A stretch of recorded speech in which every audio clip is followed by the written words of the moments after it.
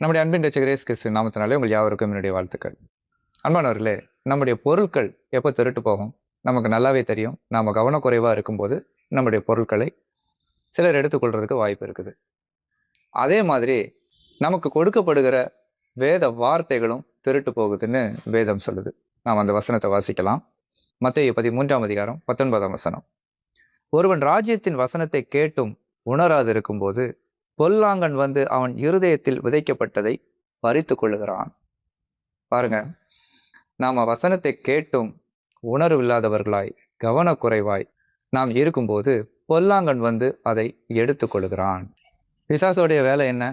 அவன் திருடவும் கொல்லவும் அழிக்கவுமே அன்றி வேறொன்றுக்கும் வரான் அப்படின்னு சொல்லப்பட்டிருக்குது. நமக்கு கொடுக்கப்படுகிற வார்த்தைகளை அவன் எடுத்து போடும்போது அதன் மூலமாக நமக்கு அழிவை கொண்டு வர அவன் பிரயாசப்படுகிறான். ஆனால் நாம இந்த உலக பொருட்களை குறித்து எவ்வளவோ ஜாக்கிரதை உள்ளவர்களாக இருக்கிறோம்.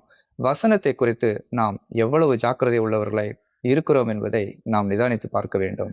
பாருங்க, அவன் வசனத்தை எடுத்து போடும்போது நமக்கு ஏன் அழிவு வருது அப்படின்னா, யோவான் 6:63 இப்படியா சொல்லுது, ஆவியே உயிர்ப்பிக்கிறது, மாமிசம் ஒன்றுக்கும் உதவாது.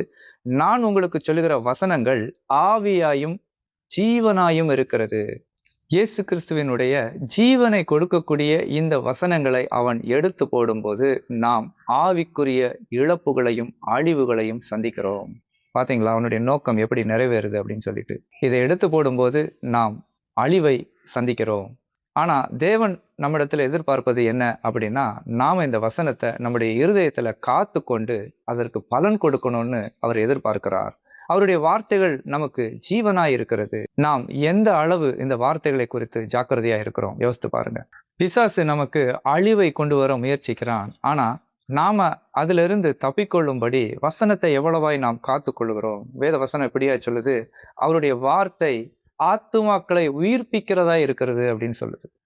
அந்த வசனத்தை நாம் எவ்வளவாய் காத்து நாம் பலன் கொடுக்கிறவர்களா இருக்கிறோம் யோசித்து பாருங்க. அன்பானவர்களே, நாம் வேத வசனத்தை கேட்கிறவர்களாய் மட்டுமல்ல, அதை நம்முடைய இருதயத்தில் கவனமாய் காத்து உணர்வடைந்து பலன் கொடுக்க வேண்டும். அதற்கு நம்ம அர்ப்பணிப்போம்.